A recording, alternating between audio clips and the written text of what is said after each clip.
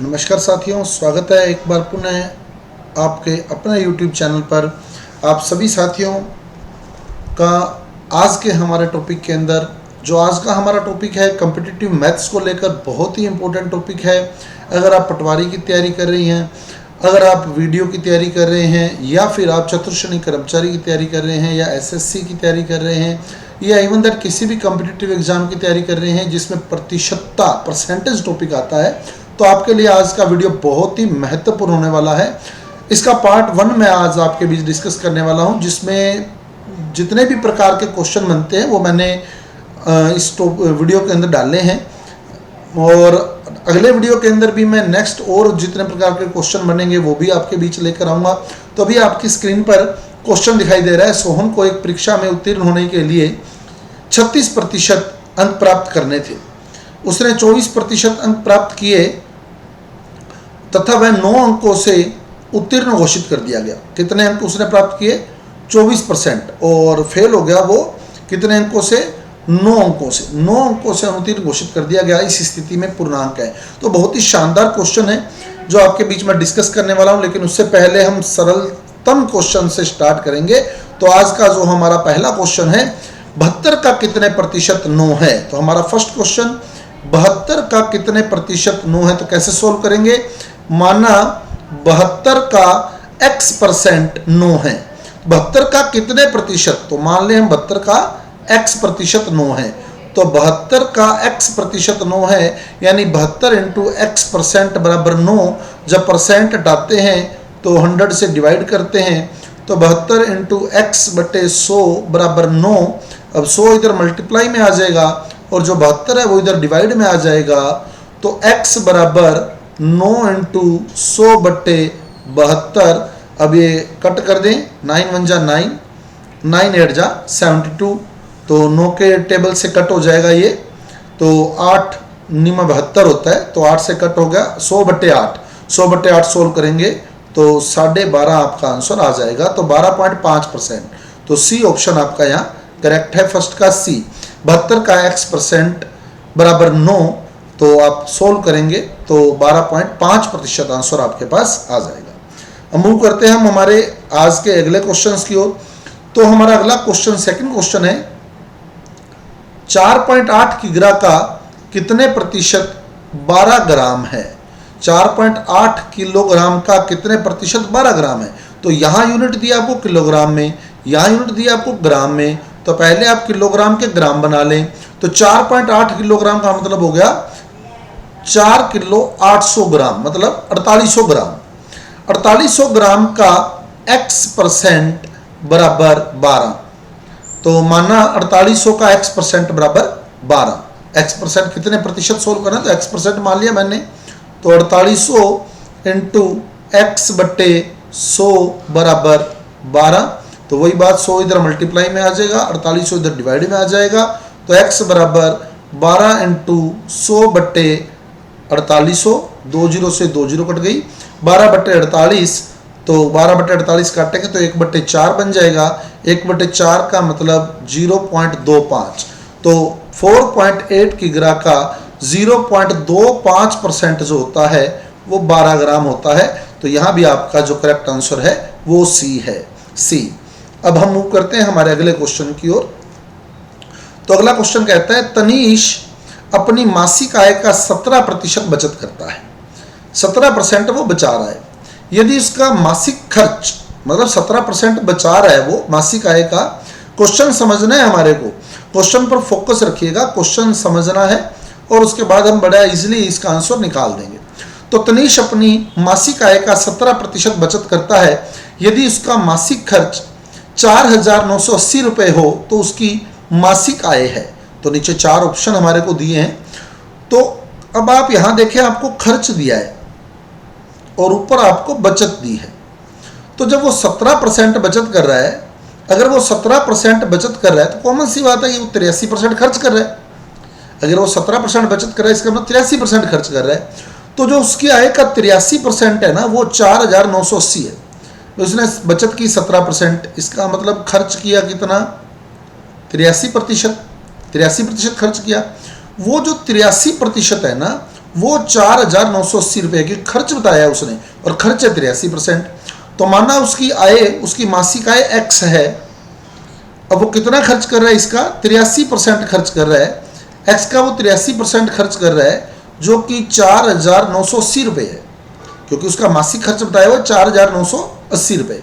तो माना उसकी मासिक आय x, खर्च किया उसने 83%, तो x का 83% 4,980 है, तो x इंटू 83/100 बराबर 4,980।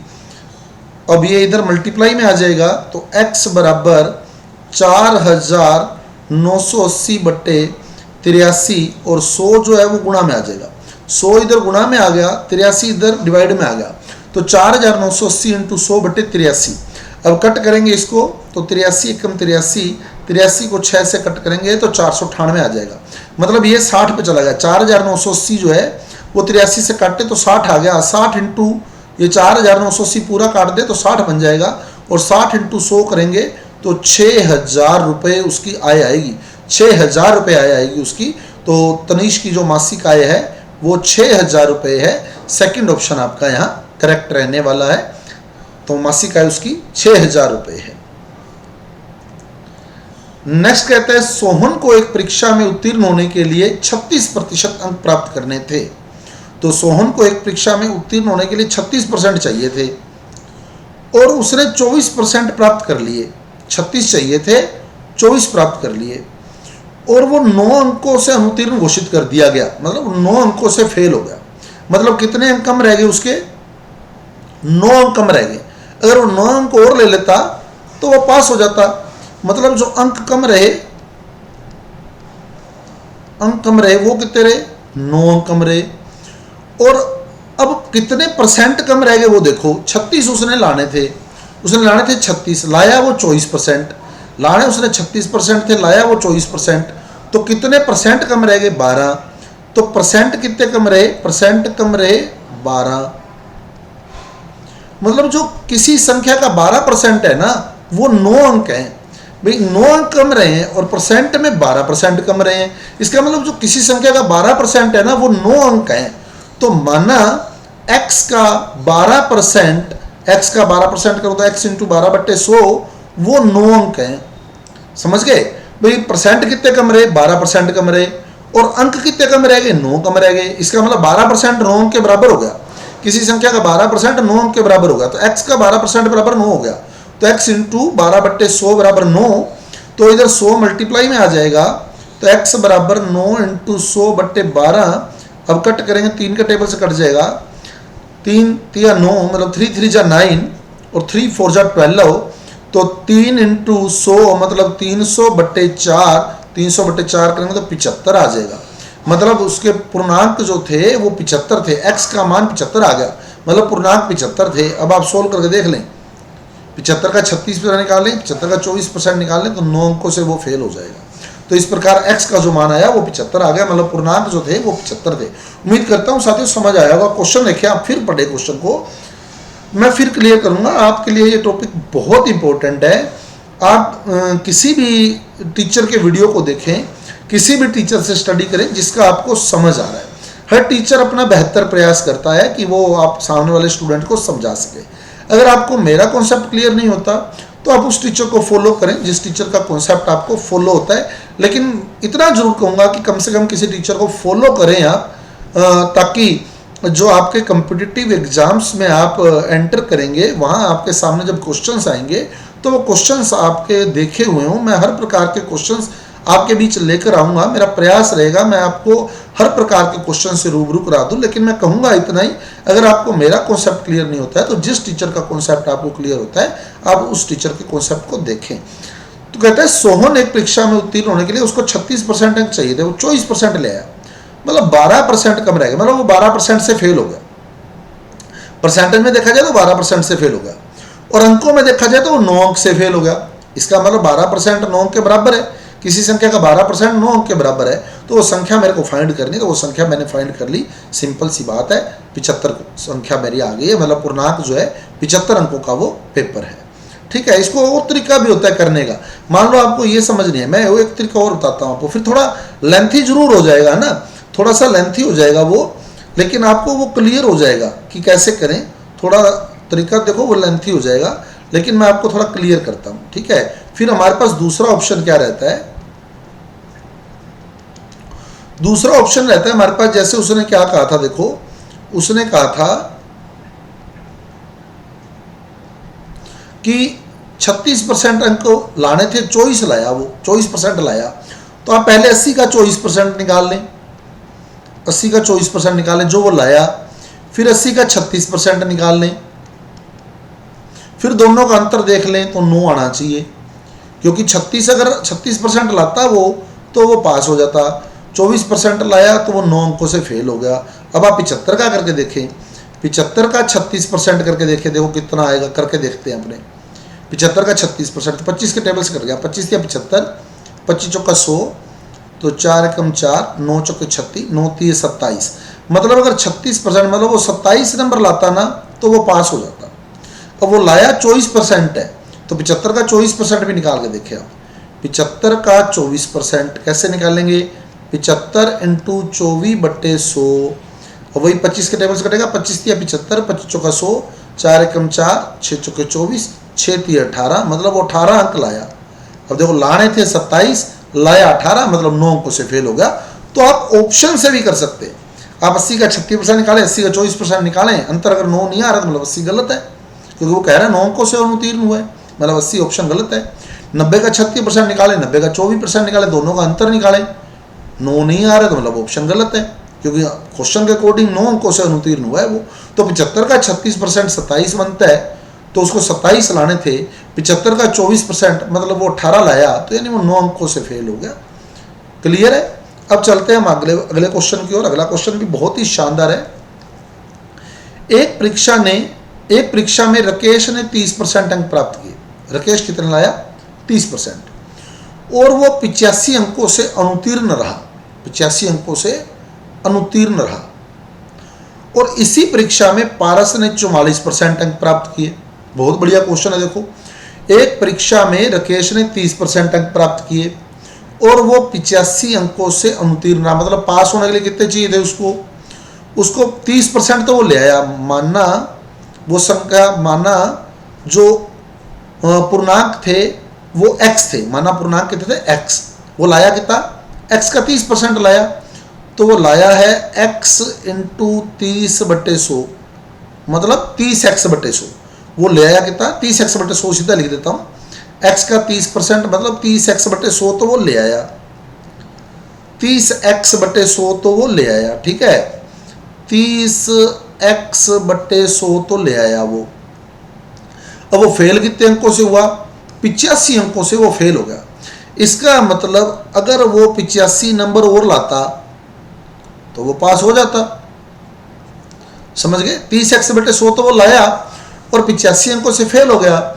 इसका मतलब 30x/100 से अगर 85 नंबर और ले आता वो ज़्यादा तो पास हो जाता। क्लियर है बात। तो पास होने के लिए जो अंक चाहिए वो 30x/100 प्लस 85 चाहिए। अब इसी परीक्षा में पारस ने 44% अंक प्राप्त किए तथा उसने उत्तीर्ण होने के न्यूनतम अंक, मतलब पास होने के न्यूनतम अंकों से 34 अंक ज़्यादा प्राप्त किए, मतलब उसने प्राप्त किए 44%। तो 44% का मतलब होगा x का 44%, तो x का 44% निकालेंगे तो 44x/100, इतने नंबर वो लाया, 44x/100। और पास होने से कितने नंबर वो ज़्यादा ले आया, 34 नंबर ज़्यादा ले आया। मतलब पास होने से वो 34 नंबर ज़्यादा लाया, मतलब ये जो अंक वो लाया है ये पास होने से 34 नंबर ज़्यादा है, पास होने से 34 नंबर ज़्यादा है। ये अंक जो लाया है ना वो, ये पास होने से 34 नंबर ज़्यादा है। पास होने से कितने नंबर ज़्यादा है, ये 34 नंबर ज़्यादा है। ये जो 44x/100 लाया है वो पास होने से 34 नंबर ज़्यादा है। तो अब अपने क्या करेंगे, अगर मैं इसमें से 34 कम कर लूँ तो मतलब वो पास होने के बराबर अंक लाता, तो 34 अंक ज़्यादा लाया वो। तो 44x/100 में पास होने से 34 अंक ज़्यादा है, तो मैंने उसमें 34 कर लिया तो पास होने के अंक आ जाएंगे। पास होने के अंक की मेरे को निकालने, समझ गए। फिर क्लियर कर, राकेश 30% अंक ला रहा है, मतलब 30x/100 अंक ला रहा है, और वो 85 अंक कम लाया इसलिए वो फेल हो गया। इसका मतलब वो 85 अंक और लाता तो पास हो जाता। तो ये पास होने के अंक आ गए, उत्तीर्ण होने के अंक यही है 30x/100 प्लस 85 बराबर उत्तीर्ण होने के अंक। और पारस जो है वो 44% अंक लाया है, मतलब 44x/100 वो लाया है, पर वो 34 अंक ज़्यादा ले आया। मतलब अगर इससे 34 अंक कम करूँ तो उत्तीर्ण होने के अंक आ जाएंगे। मतलब ये उत्तीर्ण होने के अंक है और ये भी उत्तीर्ण होने के अंक है, इसका मतलब ये दोनों बराबर हैं इस केस में। तो मैं कह सकता हूँ यहाँ 30x/100 प्लस 85 बराबर 44x/100 माइनस 34। क्लियर। अब माइनस 34 को अगर मैं इधर लाऊं तो प्लस हो जाएगा, तो 85 प्लस 34 करूंगा तो 119 हो गया। और 30x/100 को इधर ले जाऊंगा तो माइनस हो जाएगा। तो 44x/100 में अगर 30x/100 को घटाऊंगा मैं तो 14x/100 आ जाएगा। 14x/100, अब 100 इधर गुना में आ जाएगा, 14 इधर भाग में आ जाएगा। तो 119 इंटू 100/14 बराबर x। अब काट लो इसको, तो 7 के टेबल से कट जाएगा ये, तो 7 दूनी 14 और 7 के टेबल से काटे तो 17 साथी 119, 17 से कट गया।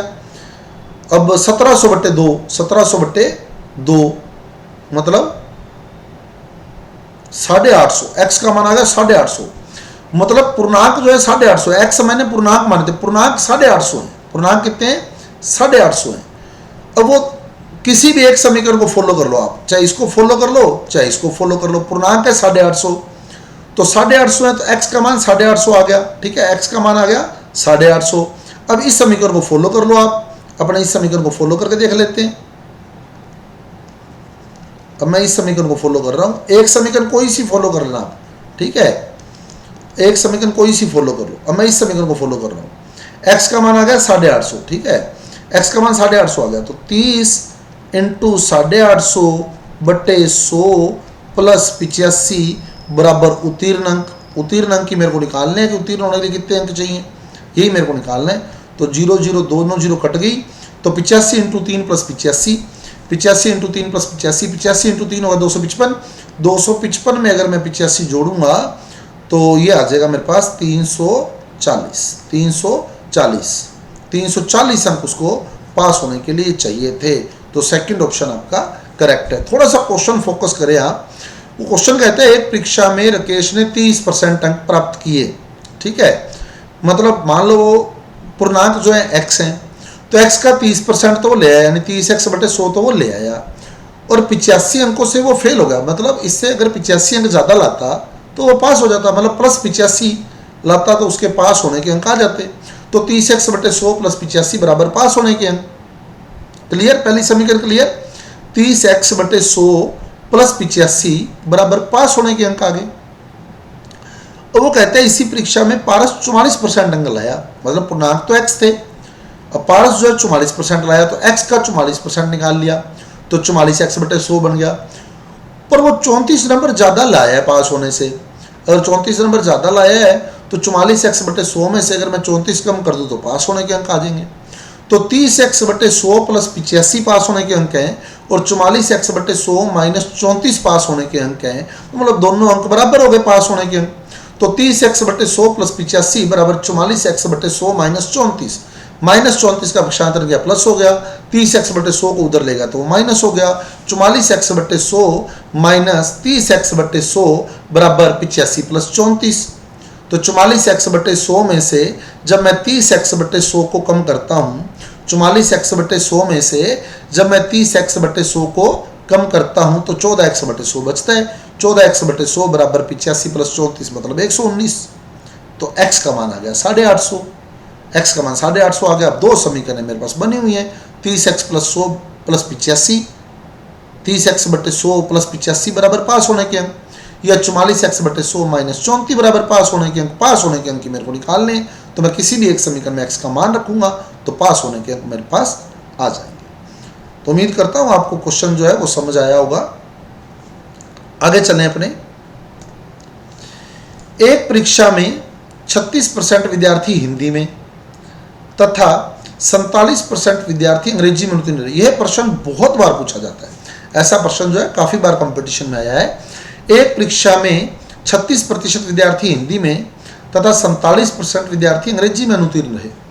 यदि दोनों विषय में 22% विद्यार्थी अनुत्तीर्ण रहे तो दोनों विषय में उत्तीर्ण कितने हुए? मतलब हिंदी में फेल हुए 36%, अंग्रेजी में फेल हुए 47%, दोनों में फेल हुए 22%, तो दोनों में पास कितने हुए ये बताना है अपने को। अब आप देखो, जो दोनों में फेल हुआ, कॉमन सी बात है, वो हिंदी में भी फेल हुआ और अंग्रेजी में भी फेल हुआ। अब हिंदी में टोटल फेल हुए 36%, जिसमें से 22% तो दोनों में ही फेल हुए। 36 में से 22 तो पहले ही कम कर लो, क्योंकि 22% तो दोनों में ही फेल है, तो 22% तो ऑलरेडी हिंदी में पहले से ही फेल है। मतलब अकेले हिंदी में सिर्फ 14% विद्यार्थी फेल हुए। फिर क्लियर करें बात को। मान लो कुल विद्यार्थी है 100, परसेंटेज तो निकालना है। मान लिया कुल विद्यार्थी कितने हैं 100, इसमें से 22% मतलब 100 का 22% 22 ही हो गया। 22 विद्यार्थी तो हिंदी में भी फेल हो गए और अंग्रेजी में भी फेल हो गए, दोनों में फेल हुए 22, तो हिंदी में भी और अंग्रेजी में भी। तो बचे कितने पीछे? 78 बच गए। अब बच गए 78। अब हिंदी में टोटल फेल हुए थे 36, टोटल कितने फेल हुए थे 36, तो 22 तो यहीं फेल हो गए भैया, तो 14 ही और बचे। हिंदी में टोटल 36 फेल हुए थे ना, तो 22 तो पहले से ही फेल हो गए। जो दोनों में फेल हुए वो हिंदी में भी तो फेल ही हैं। हिंदी में टोटल 36% फेल हुए, तो 22% तो पहले दोनों में से ही कट हो गया। क्लियर भाई, बात को समझे आप लोग। तो कहते हैं दोनों विषयों में 22% विद्यार्थी फेल हो गए, तो 100 माइनस 22, और ये 22 जो है ना, ये हिंदी में भी फेल है और अंग्रेजी में भी फेल है ये 22 तो। और हिंदी में टोटल फेल है 36%, तो बचे हुए कितने 78। अब बाकी के हिंदी में से 14 ही घटाएंगे। क्यों घटाएंगे? क्योंकि 22 तो हम ऑलरेडी घटा चुके हैं, हिंदी में 22 तो यहीं फेल कर लिए हमने, टोटल 36 फेल हुए हैं, तो 14 और फेल हो गए हिंदी के। अब पीछे बचे कितने 64। अब अंग्रेजी में फेल हुए हैं 47। अंग्रेजी में फेल कितने हुए? 47। अंग्रेजी में 47 फेल हुए, जिसमें से 22 पहले से फेल हो चुके हैं। 22 तो हमने पहले ही कर लिया अंग्रेजी में फेल, तो मतलब 25 और फेल हुए, तो 22 और 25 47 हो गए ना। तो 22 तो दोनों में ही फेल हुए, तो ऑलरेडी अंग्रेजी में ऑलरेडी फेल है 22 तो टोटल 47 फेल हुए, तो मतलब 25 और फेल हुए जो अकेले अंग्रेजी में फेल हुए। तो 64 माइनस 25, पीछे बचा 39%। 39% विद्यार्थी ऐसे हैं जो पास हो गए। अब फिर क्लियर कर लो, देखो टोटल मान लिए 100, अब 22 हिंदी में भी फेल और अंग्रेजी में भी फेल। क्लियर? अब हिंदी में टोटल फेल थे 36, तो 22 तो यहीं फेल हो गए, यानी एक्स्ट्रा और कितने फेल हुए 14। अब अंग्रेजी में फेल थे 47, तो 22 तो यहीं फेल हो गए, और एक्स्ट्रा कितने फेल हुए 25, तो बाकी जो बच गए वो पास हो गए। तो 100 में से 22 कट कर लिए, फिर जो 14 और कट कर लिए, 25 और कट कर लिए, ये अकेले हिंदी के फेल आ गए, ये अकेले अंग्रेजी के फेल आ गए। अब जो बच गए वो पास हैं, तो 39% स्टूडेंट जो है वो पास आउट हो चुके हैं। तो बी ऑप्शन आपका करेक्ट है। अगला क्वेश्चन बहुत ही शानदार क्वेश्चन है। अगला क्वेश्चन अब देखो क्या कहता है। एक चुनाव में राम और मोहन दो उम्मीदवार खड़े हुए, तो एक तो राम खड़ा हुआ है और एक मोहन खड़ा हुआ है। 5 इसमें कुल मतदाताओं में से 5% ने मत का प्रयोग नहीं किया, तो 5% ने तो वोट ही नहीं दिया, मतलब पीछे बच गए 95%। राम कुल मतों का 48%, कुल मतों का, राम कुल मतों का 48% मत लेकर, राम कुल मतों का कितने परसेंट लेगा 48% मत लेगा कुल मतों का। तो माना कुल मत कितने हैं x, माना कुल मत कितने हैं x का 48% तो राम ले गया, तो x का 48% निकालूंगा तो 48x/100 तो लेगा राम। क्लियर? 48 कुल मत है x, जिसमें से 48x/100 लेगा राम। तो मोहन कितने लेगा? मोहन लेगा 47x/100। क्यों? क्योंकि 5% तो पड़े ही नहीं ना, 5% तो वोट पड़े ही नहीं, पीछे बचे 95। 48 मोहन राम ले गया, 47 मोहन ले गया, 5 पड़े नहीं। क्लियर? तो कुल का 48% राम ले गया और कुल का 47% मोहन ले गया और 5% मत पोल ही नहीं हुए। और राम जो है वो 1500 वोटों से जीता, यानी 48x/100 वोट राम ले गया, 47x/100 वोट मोहन ले गया, और दोनों के बीच जो हार जीत का अंतर रहा वो 1500 वोट का रहा। मतलब इन दोनों को कट करूंगा, राम के वोट माइनस मोहन के वोट, समझ गए भाई। टोटल वोट मैंने x मान लिए, 5% तो पड़े ही नहीं। मान लो टोटल 100% थे, 5% तो पड़े ही नहीं, पीछे बचे 95%। उसमें से 48% ले गया राम और 47% ले गया मोहन। सिंपल सी बात है, टोटल 100% ही होगा, 5% तो पड़े ही नहीं। पीछे 95 में से 48 राम ले रहा है, 47 मोहन ले रहा है, तो कुल मत मान लिया x थे, तो x का 48% राम ले गया, x का 47% मोहन ले गया, और हार जीत का जो अंतर रहा 1500 वोट का रहा, तो हार जीत का अंतर कट कर लेंगे 1500 वोट का, तो x/100 बराबर 1500, तो x बराबर 1500 इंटू 100 यानी 1,50,000, यानी कुल वोट 1,50,000 थे। अब मोहन को कितने मत मिले, तो मोहन को 47% मत मिले। मोहन को कितने मिले, 47%, तो 1,50,000 का 47% निकाल लो भैया, आंसर आ गया आपका। बिल्कुल सिंपल सा क्वेश्चन है, बिल्कुल सिंपल सा क्वेश्चन है। 1,50,000 का 47% निकालो, 2 जीरो से 2 जीरो कट गई, 1500 इंटू 47 कर लो, तो 1500 इंटू 47, तो 0 0 7.35 3 7 और 3 10 मल्टीप्लाई 0 0 5 चौके 20, कैरी आ गई 2 और 4 और 2 6, तो 0 0 5 0 7 70,500 वोट मिल गए भैया मोहन को, 70,500। बहुत सिंपल क्वेश्चन है, आप फोकस करें क्वेश्चन पे, फिर फोकस करें। वो कहते हैं 5% वोट तो पड़े ही नहीं, पीछे बचे 95%, जिसमें से 48% राम को मिल रहे हैं, तो 47% मोहन को मिल रहे हैं। यार सिंपल सा क्वेश्चन है। अब कुल मान लिया x, तो x का 48% राम को मिल गया, x का 47% मोहन को मिल गया, और दोनों में हार जीत का अंतर 1500 वोटों का रहा, तो 48x/100 माइनस 47x/100 बराबर 1500, तो x/100 बराबर 1500, x बराबर 1.5 लाख, मतलब कुल वोट 1.5 लाख थे, उसका 47% निकाल लो भैया, मोहन के वोट आ जाएंगे। राम के पूछे होते तो 48% निकाल लेते, 72,000 आ जाते। सिंपल सी बात थी। तो बहुत ही सिंपल क्वेश्चन था और बड़ा इजी क्वेश्चन था। अगला क्वेश्चन सेम उसी तरीके का देखो। एक चुनाव में सीता और गीता 2 उम्मीदवार थे। सीता ने कुल मतों का 43% मत प्राप्त किए। सीता ने कुल वोटों का 43% सीता को मिले। सीता को मिले कुल वोटों का 43%। तो सीता यहाँ अपने लिख लेते हैं, और सीता आगे बढ़ते हैं। चलो, सीता को कुल मतों का 43% मिला और वह 336 वोटों से हार गई।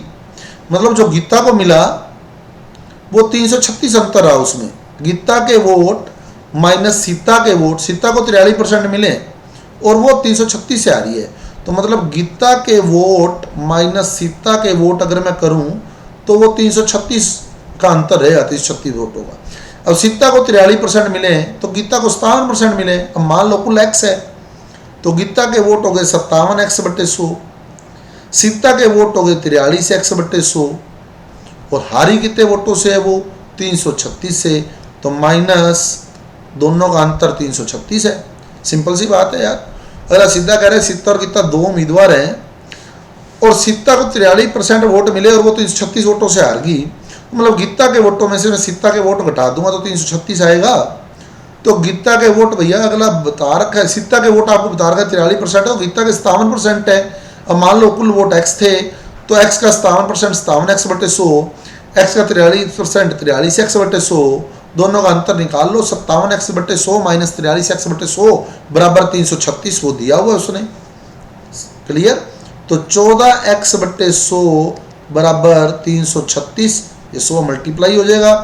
तो 14x बराबर 336 इंटू 100/14, सॉरी x बराबर कर लेंगे सीधा ही, ये 14 इधर मल्टीप्लाई में इधर आकर डिवाइड में आ जाएगा। अब काट लो, कहाँ कटता है, 14 के टेबल से कट जाएगा। 14 कम 14, 14 दूना 28, पीछे 5 बचा 56 हो गया, 14 चौके 56, तो 24 इंटू 100, 2400 वोट थे, टोटल 2400 वोट थे। तो सी ऑप्शन आपका करेक्ट है। तो बड़ा सिंपल सा क्वेश्चन था यार। अगला कहता है एक चुनाव में सीता और गीता 2 उम्मीदवार खड़े हुए हैं। सीता को 43% वोट मिल गए, तो कॉमन सी बात है गीता को 57% वोट मिल गए, और हार जीत का अंतर जो है 336 का रहा। तो 57% कुल वोटों के 57% में से अगर मैं कुल वोटों का 43% घटाता हूं तो 336 आएगा। सिंपल सी बात है। तो फिर आप x का मान निकाल सकते हैं, कुल वोट आपके पास आ जाएंगे। तो बड़े जो क्वेश्चन थे, देखो थोड़ी सी लैंग्वेज जो है वहां तो अपने को परसेंटेज एक ऐसी यूनिट है जहां अपने को थोड़ा फोकस करना पड़ेगा ना, और बड़े सिंपल से क्वेश्चन आते हैं, कोई ज़्यादा हार्ड फास्ट क्वेश्चन नहीं होते। थोड़ा सा अपने को उसकी लैंग्वेज पकड़ लेनी है। अगर हमारे लैंग्वेज काबू में आ गई ना उसकी, तो फिर क्वेश्चन सोल्व हुआ है। उम्मीद करता हूँ आपको टॉपिक समझ आया होगा, है ना।